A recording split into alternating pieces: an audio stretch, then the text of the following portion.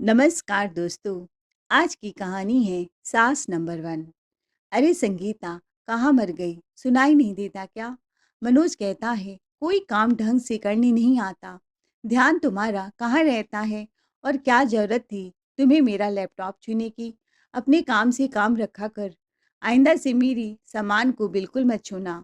संगीता नजरें झुकाए हुए सब सुन रही थी। क्या हुआ जी? मैंने क्या किया?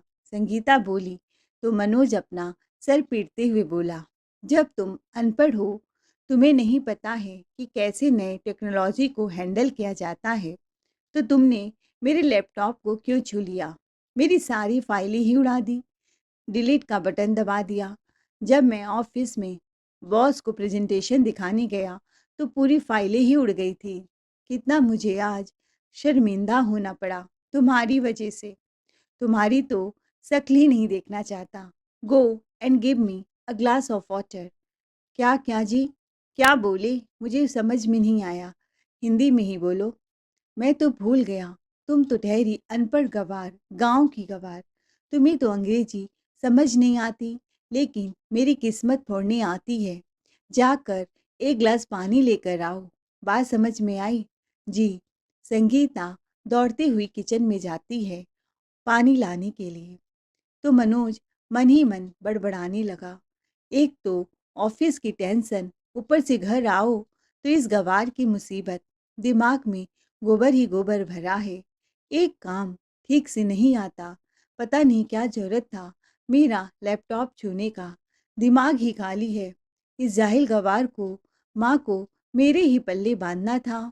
अब पूरी जिंदगी इसको ढोता रहूंगा। यह लीजिए पानी। संगीता उसके हाथ में पानी पकड़ाती है तो उसका हाथ मनोज के हाथ से टकरा जाता है। सुन, मुझ पर डोरे डालने की जरूरत नहीं है। अपनी औकात में रह, अनपढ़ गवार।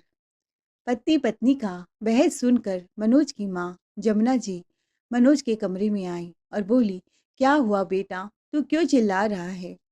चिल्लाओ नहीं तो क्या आरती उतारूं इस महारानी के? इसने ऐसी हरकत की है, अगर आइंदा की तो मैं इसके हाथ तोड़ दूंगा। मनोज, जबान संभाल कर बोल। इतनी अच्छी बहू है मेरी, कितना ध्यान रखती है। तू न जाने इसे कितना सुनाता है, फिर भी बेचारी कभी कुछ बोलती नहीं।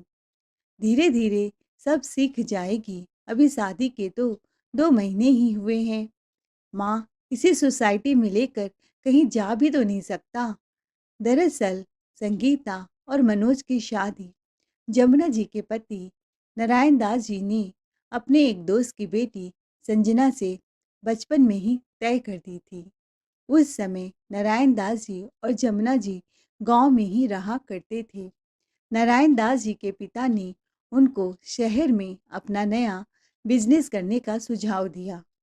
अपने पिता की सलाह पर वह काम के सिलसिले में मुंबई जैसे बड़े शहरों में स्टेशन के पास एक दुकान खोल लिया। वहाँ पर भीड़ काफ़ी रहती थी। कस्टमर का आना जाना लगा रहता था। भगवान की कृपा हुई बिजनेस चल पड़ा। मनोज की पढ़ाई पूरी होने पर नारायण दास जी ने अपने बेटे की शादी अपने दोस्त शंकर लाल की बेटी संजना से कर दी। रूप रंग में भले ही वह सांवली थी, पर नैन नक्श उसके बहुत अच्छे थे। वह बहुत संस्कारी थी। घर के कामों को बखूबी से करना उसे आता था। उसके अच्छाई से प्रभावित होकर नारायण दास जी ने उसे अपना बहू बनाने का फैसला किया। अपने सास ससुर का वह बहुत सेवा करती थी। पर मनोज शहर का पढ़ा लिखा, पढ़ लिख कर एक मल्टीनेशनल कंपनी में काम करता था। उसका हाई सोसाइटी में उठना बैठना था। उसे गांव के लोग और गांव की गंवार भाषा बिल्कुल पसंद नहीं थी। उसे नौकरी के चलते विदेश अक्सर जाना पड़ता था। उसने पिताजी से इस शादी का विरोध किया, क्योंकि उसे संगीता बिल्कुल पसंद नहीं थी। लेकिन माता पिता जिद पर ही अड़े रहे और नारायण दास जी की धीरे धीरे तबीयत खराब होने लगी। फिर उसने अपने मन को मारकर संगीता से शादी कर ली। लेकिन कभी उसे अपने दिल में जगह नहीं दे पाया, पत्नी का दर्जा नहीं दे पाया। संगीता जितना उसका दिल जीतने की कोशिश करती, उतना उससे दूर हो जाता, उससे नफ़रत करता। संगीता और मनोज एक ही कमरे में सोते हैं। संगीता सोफ़े पर और मनोज अपने बिस्तर पर अकेले सोता है। उसे अपने पास भटकने ना देता, हर समय गँवार हो का ताना दिया करता। संगीता भी मनोज के व्यवहार से दुखी रहती है और रात को तकिए में छुप-छुप कर रोती। मनोज को उसकी सिसकियाँ सुनाई भी देती थी, लेकिन वह अपने कानों में ईयरफ़ोन लगाकर अंग्रेज़ी गाना सुनता और सो जाता। सुबह ऑफ़िस के लिए निकल जाता और खूब मन लगाकर काम करता है, जिससे उसके बॉस उससे बहुत खुश रहते। मनोज की बहुत जल्दी ही प्रमोशन हो गई। फिर एक दिन मनोज घर में लैपटॉप में गाना सुन रहा था और ऑफ़िस का काम कर रहा था। संगीता की नज़र उसके लैपटॉप पर पड़ी कि एक अच्छे ही बटन दबाने पर कितने अच्छे से अच्छे गाने आते हैं, और उस समय वह बाथरूम में चला गया तो उसने भी एक बटन दबाने की कोशिश की, जिससे उसके इम्पोर्टेंट डॉक्यूमेंट उड़ गए। वही लेकर आज संगीता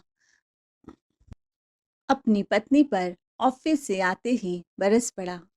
शादी के 2 महीने बीत गए थे। मनोज के कुछ ऑफिस के कलीग्स ने कहा, यार तूने कभी अपनी पत्नी से नहीं मिलवाया और तेरी तरक्की भी हो गई है।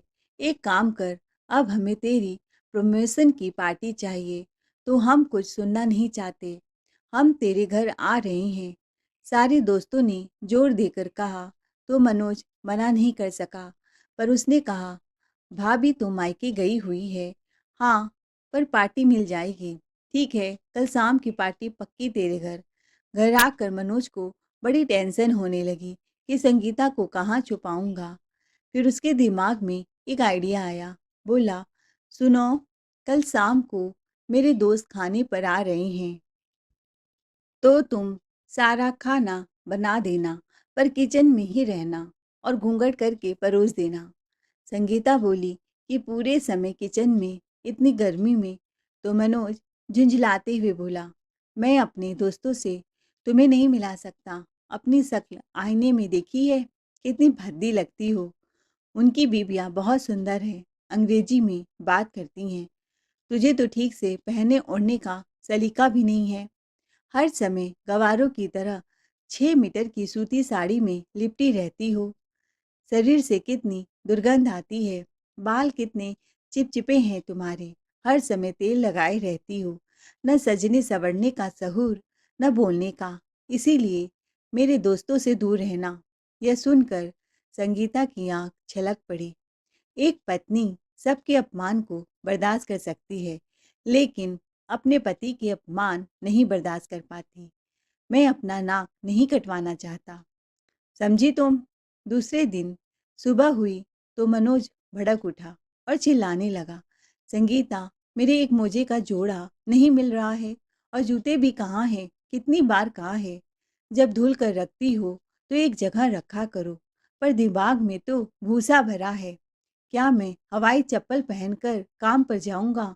यह तुम्हारा गांव नहीं है कि जो मन आया पहन लो।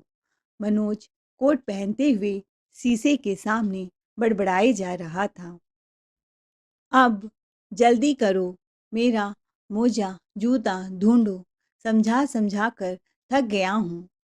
अब बॉस से डांट खिलवाओगी क्या? लेट हो जाएगी। जी, संगीता बोली, जल्दी आई, मैं आपका टिफ़िन पैक कर रही थी। आई जी। अच्छा, इस बार पराठा ज़्यादा मत जला देना। टिफ़िन पैक करके संगीता कमरे में आई तो मनोज बोला, मेरा मोजा कहाँ है? तुम औरतें ठीक से कोई काम नहीं कर सकती, खाली बैठे बैठे करती क्या हो? संगीता ने पलंग के नीचे गिरा हुआ दूसरा मोजा उठा कर दिया। जी, आपने ही हड़बड़ी में गिरा दिया होगा। मनोज उसका मुंह देखता रह गया और बोला, ठीक है, छोड़ो।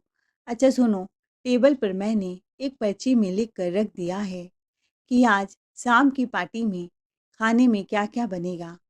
आज हम लोग की ऑफिस से जल्दी छुट्टी हो जाएगी, सारे दोस्त शाम तक आ जाएंगे। अच्छे से हॉल मैनेज कर देना, पूरे रूम की डस्टिंग कर देना। जब मेरे दोस्त आए तो पूरा घर सब चकाचक दिखना चाहिए।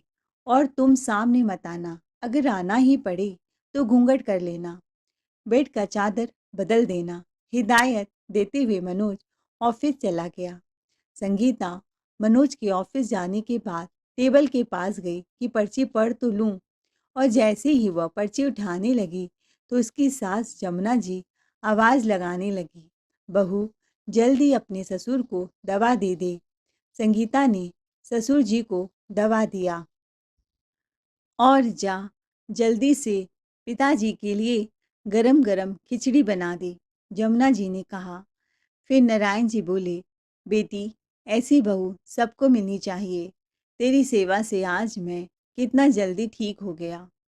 उसके सर पर हाथ फेर कर खूब आशीर्वाद देने लगे। खूब फूलो फलो बेटा, मेरा यही आशीर्वाद है। इतना सुनकर संगीता की आंखों में आंसू आ गए। फिर वह खिचड़ी बनाने किचन में चली गई।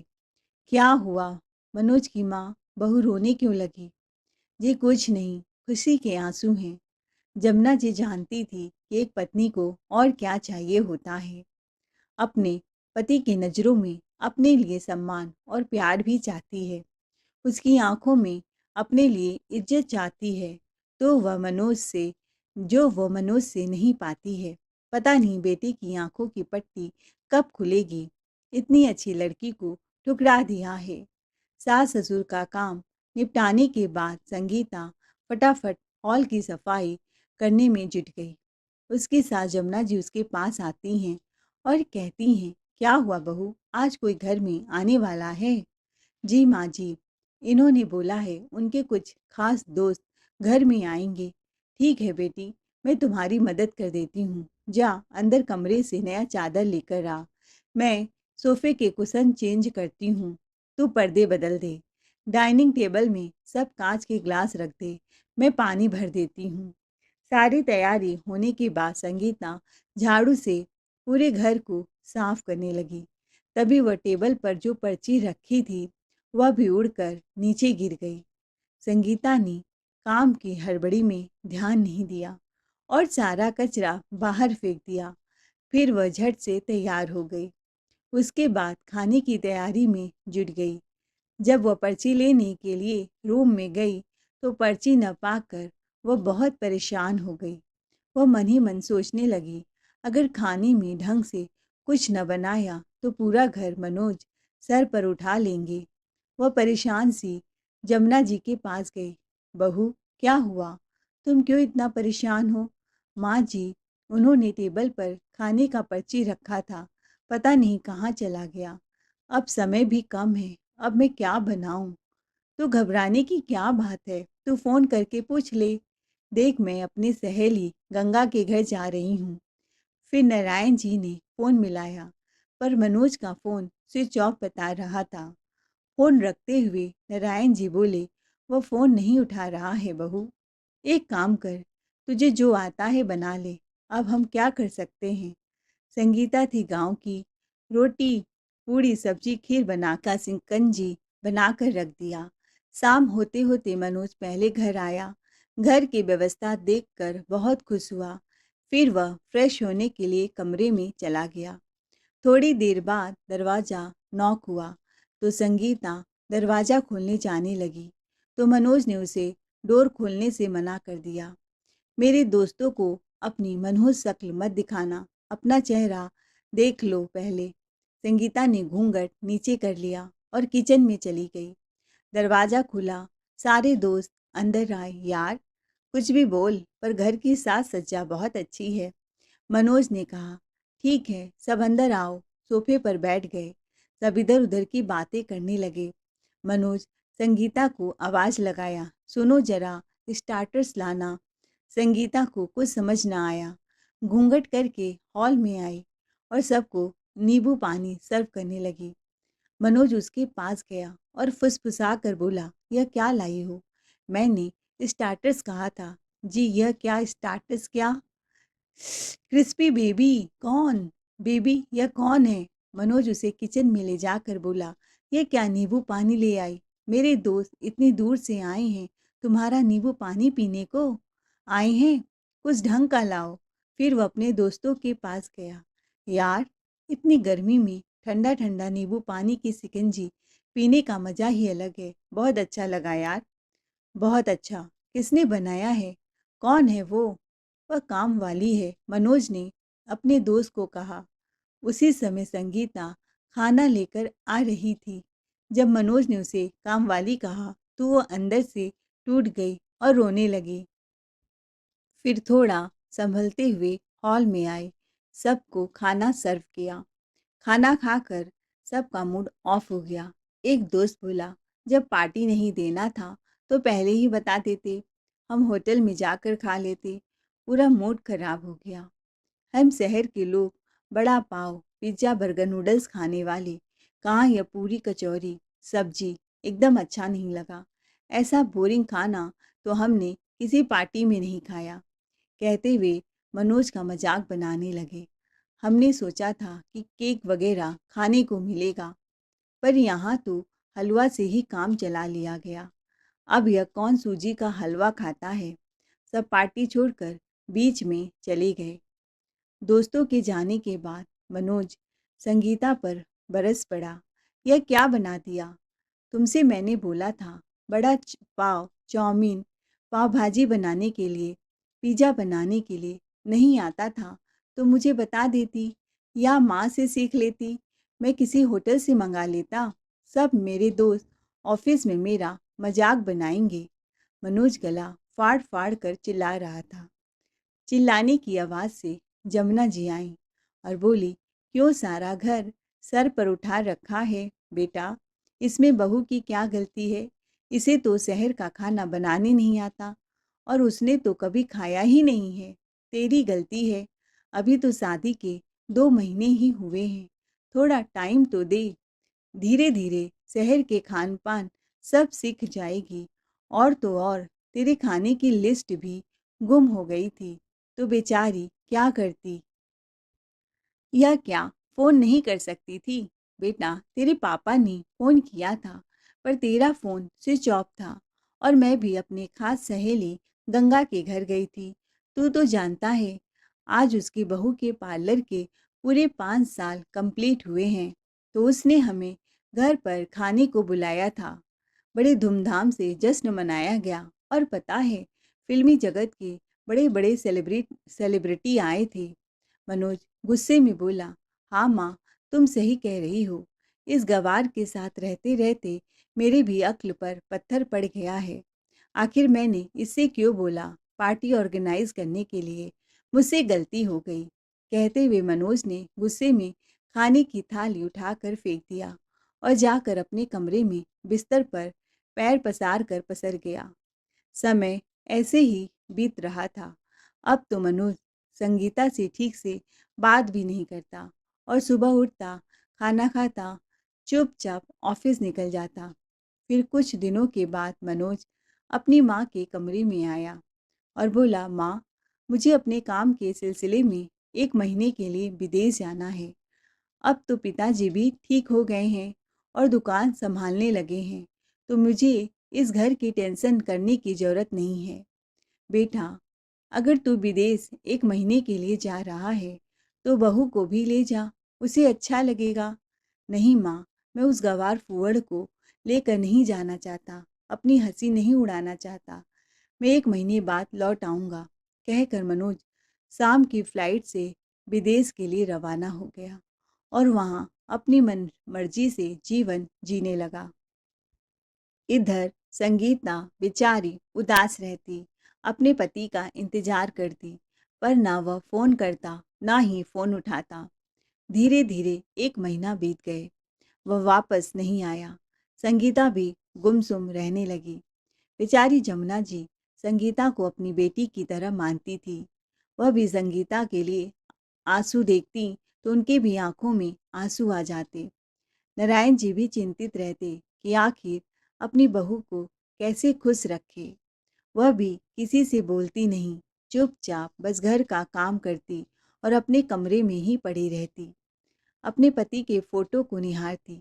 उसके दिल में मनोज के लिए बहुत प्यार था, पर मनोज था जो उसके प्यार को समझ नहीं सका था, उसके सच्चे प्यार को अभी तक स्वीकार नहीं कर पाया था। फिर एक शाम जमुना जी अपनी सहेली के पास गई। उन्हें उदास देखकर उनकी सहेली गंगा जी बोली, क्या हुआ जमुना, तू इतनी आज उदास क्यों लग रही है? जमुना जी ने अपने दिल का गुबार अपने सहेली के आगे रख दिया। क्या बताऊं गंगा, मेरा बेटा विदेश चला गया है। ना वह फोन करता है, ना ही फोन उठाता है। बेचारी संगीता उदास बैठी उसका इंतजार करती रहती है। कहते कहते 2 महीने हो गए, पर वह अभी तक विदेश से नहीं आया। अपनी बहू की आंखों में आंसू बर्दाश्त नहीं कर सकती। सारे फसाद की जड़ हम ही हैं। सारा किया धरा हमारा ही है। हमने ही अपने बेटे को मजबूरन गांव की लड़की से शादी करने को बोला। हमने अपने फायदे के लिए क्या कर दिया, पर बहू में कोई कमी नहीं है। बहू बहुत अच्छी है, संस्कार वाली है, कभी चूचा भी नहीं करती। अपनी सहेली जमुना की बात सुनकर गंगा जी ने सुझाव दिया, तू उसे कल हमारे घर में ले आना। मेरी बहू का ब्यूटी पार्लर है। मैं तेरी बात समझ गई कि आजकल के लड़कों को कैसी लड़कियां चाहिए। तू तो जानती है उसका कितना फेमस पार्लर है मुंबई का, कायाकल्प। अब संगीता का ही कायाकल्प ही पलट देगी, तो देखना मनोज खींचे खींचे चला आएगा। तू चिंता मत कर। जमुना जी को अपनी सहेली का सुझाव बड़ा अच्छा लगा। दूसरे दिन जमुना जी बोली, देख बिटिया, जल्दी से काम निपटा ले और आज हम अपनी सहेली के घर चलेंगे, तू भी चलना। नहीं माँ जी, मेरा कहीं भी जाने का इच्छा नहीं है। नहीं बेटा, ऐसे घर में रहकर तू क्या करेगी? तू अपने आप को सजा देगी मेरी बच्ची। मुझे भी रुलाना चाहती है क्या? मैं तेरा दुख नहीं देख सकती। कहते हुए जमुना जी ने अपनी बहू संगीता को गले से लगा लिया, तो आज अपने आंसुओं पर काबू संगीता न कर सकी। संगीता काम करने के बाद अपनी सास जमुना जी के साथ उनके सहेली के ब्यूटी पार्लर में चली गई। वहाँ पर मिसेस कामनी खन्ना उनका इंतजार कर रही थी। आइए आंटी जी, मैं आपका ही इंतजार कर रही थी। यह आपकी बहू है Sangeeta. Hello Sangeeta, how are you? Sangeeta चुप रही, कुछ न बोली। उसका पार्लर बहुत सुंदर था। 2-4 बॉलीवुड के लोग भी, सेलिब्रिटी भी वहाँ पर बैठे थे, जो अपना फेशियल करवा रहे थे। कोई मैनिक्योर करवाने आया था। संगीता को तो फिल्म इंडस्ट्री में कोई दिलचस्पी नहीं थी। वह चुपचाप वहाँ बैठी थी। जमुना जी धीरे से बोली, वह क्या है ना बेटा, मैंने तेरी सास से, हाँ हाँ, मुझे सब पता है आंटी जी। आपकी बहू का तो फेस कटिंग बहुत अच्छा है। हाँ, थोड़ा मोटी है, बालों में इतना तेल है, साड़ी भी ढंग की नहीं है, चेहरे पर थोड़े मुहासे हैं। वह 1-2 बार ट्रीटमेंट करने पर ठीक हो जाएंगे। आंटी जी, आप यहीं वेटिंग रूम में बैठिए, मैं थोड़ी देर में इनको लेकर आती हूँ। अंदर ले जाकर कामिनी ने संगीता का फेशियल करवाया, उसके हेयर वॉश किए और फेस के मुताबिक हेयर कटिंग की, मैनीक्योर पेडिक्योर किया और साड़ी बदलकर एक अच्छी सी सूट पहना दिया जो जमुना जी लाई थी। उसके बाद तो संगीता किसी फिल्मी हीरोइन से कम नहीं लग रही थी। हाँ, पर थोड़ी सी मोटी थी, तो उसके लिए उसे एक्सरसाइज बता दिए गए और खाने में परहेज भी बताया गया कि पूरी कचौड़ी, तली हुई चीज़ें बिल्कुल न खाए और सुबह सुबह 1 घंटा मॉर्निंग वॉक करे। करीब 3 घंटे के बाद कामनी जी संगीता को लेकर बाहर आई, तो जमुना जी का मुंह खुला का खुला रह गया। वह बहुत सुंदर लग रही थी। जमुना जी बोली, किसी की नज़र न लग जाए मेरी बेटी को। कामनी, सच में तुमने मेरी बेटी का तो कायाकल्प ही चेंज कर दिया। पर आंटी जी, इन्हें 1-2 बार मुहासे के ट्रीटमेंट लेने के लिए आना पड़ेगा। ठीक है बेटा, मैं इसे भेज दूंगी। उसके बाद जब वह घर गई, तो नारायण जी भी बोले, हाँ बेटा, तू बड़ी प्यारी लग रही है। उन्होंने कहा, मनोज, नालायक, तुझे अंग्रेजी नहीं आती थी ना, इसीलिए वह तुझसे बात नहीं करता, तेरा बहुत अपमान करता है। मेरी दुकान में बहुत से ऐसे स्टूडेंट आते हैं जिनकी अंग्रेजी बहुत अच्छी है। मैं कल ही उनसे बात करता हूँ और तुम्हारे लिए एक ट्यूशन क्लास लगवा देता हूँ। अब तो घर में एक टीचर भी संगीता को अंग्रेजी की ट्रेनिंग देने के लिए आने लगे और वह सुबह सुबह जिम जाने लगी। 4-5 महीनों के जद्दोजहद के बाद उसकी फिगर अच्छी हो गई थी। जब भी वह रोड से गुजरती तो लोग उसे मुड़ मुड़ कर देखते। उसे भी बड़ा आश्चर्य लगता और कुछ ही दिनों में वह फर्राटेदार अंग्रेजी भी बोलने लगी। अपने अंदर आए इतने बड़े बदलाव को देख संगीता को भी बड़ा अच्छा लग रहा था। वह भी बड़ी खुश नजर आ रही थी। नारायण दास जी ने अपनी बहू को बेटी की तरह माना और उसको कंप्यूटर क्लास का भी शिक्षा दिलवाया। 7-8 महीने में वह पूरी तरह से चेंज हो गई। गांव का गंवारपन उसमें झलक भी नहीं रहा था। फिर वह एक दिन कामिनी ब्यूटी पार्लर मेकअप करवाने गई तो कामिनी जी भी एक बार उसे पहचान न सकी। फिर बोली, hello Sangeeta, how are you? Sangeeta ने बड़ी कॉन्फिडेंस से जवाब दिया, आई एम फाइन। हाँ, अब तो तुम्हारे पिंपल्स बिल्कुल सही हो गए हैं, कामिनी जी ने कहा। बैठो, मैं तुम्हारा मेकअप कर देती हूँ। उन्होंने उसका मेकअप किया और खूब ढेर सारे फोटोज लिए।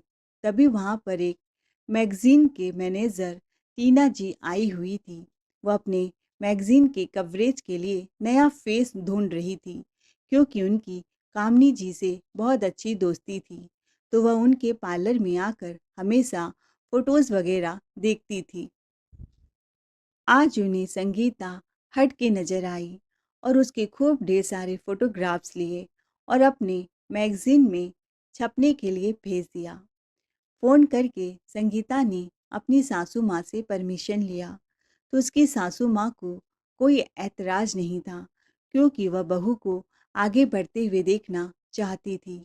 बेटे ने बहू का बड़ा अपमान कर दिया था, तो ऐसे समय में वो बहू को खुश रखना चाहती थी। अब वह उसके चेहरे पर मुस्कान देखना चाहती थी। मैगजीन के फ्रंट पेज पर जब उसकी फोटो छपी तो लोगों ने खूब सराहा और उसे मॉडल बनने का ऑफर मिलने लगा। तो नारायण जी और जमुना जी ने कोई आपत्ति जाहिर नहीं किया, क्योंकि वह मुंबई शहर में रहते आए थे और उनकी सोच भी शहर जैसी हो गई थी। अब संगीता मॉडलिंग करने जाने लगी। उस पर हर तरह के कपड़े बड़े सूट करते। धीरे धीरे उसकी ख्याति भारत के बाद विदेशों में भी होने लगी। संगीता जमीन से आसमान में उड़ने लगी। कुछ समय बाद उसके मॉडलिंग को टीवी पर दिखाया जाने लगा। उधर विदेश में एक दिन मनोज एक होटल में अपने दोस्तों के साथ चाय पी रहा था। मैगजीन में अपनी पत्नी का फोटो दिखा तो उसे विश्वास नहीं हुआ कि कौन है, इतनी फेमस हो गई है। उसके दोस्त कह रहे थे, यार ये कितनी सुंदर है, काश मुझे मिल जाए। कोई इंडियन है देखो, यह किसी गांव की है। मनोज तो उसे पहचान ही नहीं सका। दोबारा अपने आंखों को मलते हुए देखा। फिर टीवी में भी उसके न्यूज आ रहे थे। यह सब देखकर तो उसके चेहरे की हवाइयां उड़ गईं। यह क्या, उसकी पत्नी और इतनी बड़ी मॉडल, वह भी इतनी सुंदर कि लोग उसके पीछे पड़े हैं। उसे नए नए काम के ऑफर मिल रहे हैं। इतनी अच्छी अंग्रेजी में वह इंटरव्यू दे रही है। कितने सुंदर गाउन पहने हुए हैं। गले में हीरो का सेट है, किसी अप्सरा से कम नहीं लग रही है। यह सब चमत्कार कैसे हो गया? एक साल में तो उसका पूरा कायाकल्प ही बदल गया। वह जल्दी से दूसरे दिन फ्लाइट पकड़कर इंडिया वापस पहुंचा तो अपने घर के पास बड़े बड़े पत्रकारों की लाइन देखकर तो वह चौंक गया। सब पत्रकार संगीता से उसके इंटरव्यू लेने के लिए आए थे और संगीता सबको इंग्लिश में ही बोल रही थी। पत्रकार उसे उसकी कामयाबी का राज पूछ रहे थे कि आप अपनी सफलता का श्रेय किसको देना चाहती हैं। तो संगीता बोली, मेरे सास ससुर हैं जो माँ बाप से बढ़कर हैं। यह न होते तो आज मैं यहाँ तक ना आ पाती। मेरी माँ ने तो जन्म दिया, लेकिन मेरे सास ने मुझे आगे बढ़ाया, नया जीवन दिया। मेरे सास ससुर ही नंबर वन है। एक पत्रकार बोला, सुना है संगीता जी आपकी शादी हो गई है, तो आपके पति कहाँ हैं? संगीता इस सवाल का कोई जवाब नहीं देना चाहती थी। उसने कहा कि इस समय। तभी मनोज बोला, मैं यहाँ हूँ। मनोज को घर के दरवाजे के पास खड़ा देखकर संगीता चौंक गई। वह अंदर आया। कुछ देर इंटरव्यू लेने के बाद पत्रकार चले गए। मनोज अपनी माँ, पिता और संगीता से आंख नहीं मिला पा रहा था। मनोज संगीता से कटा-कटा सा था। उसे बड़ी आत्मग्लानि हो रही थी कि उसने अपने पत्नी को इतना बुरा भला कहा। उसे गँवार बोला, वह सबके सामने अपनी पत्नी से माफ़ी माँगता है और मनोज उसे गले लगा लेता है कि मैं शहर की धमा-चौकड़ी में इस तरह रंगा कि अपनों को मान-सम्मान देना ही भूल गया। मुझे माफ़ कर दो। संगीता ने अपनी सास-ससुर की तरफ देखा तो जमुना जी बोली, यह तेरा गुनहगार है। अगर तुम्हें सही लगे तो इसे माफ़ कर देना, पर हम तुम्हें फ़ोर्स नहीं करेंगे। अंत में संगीता उसे माफ़ कर देती है।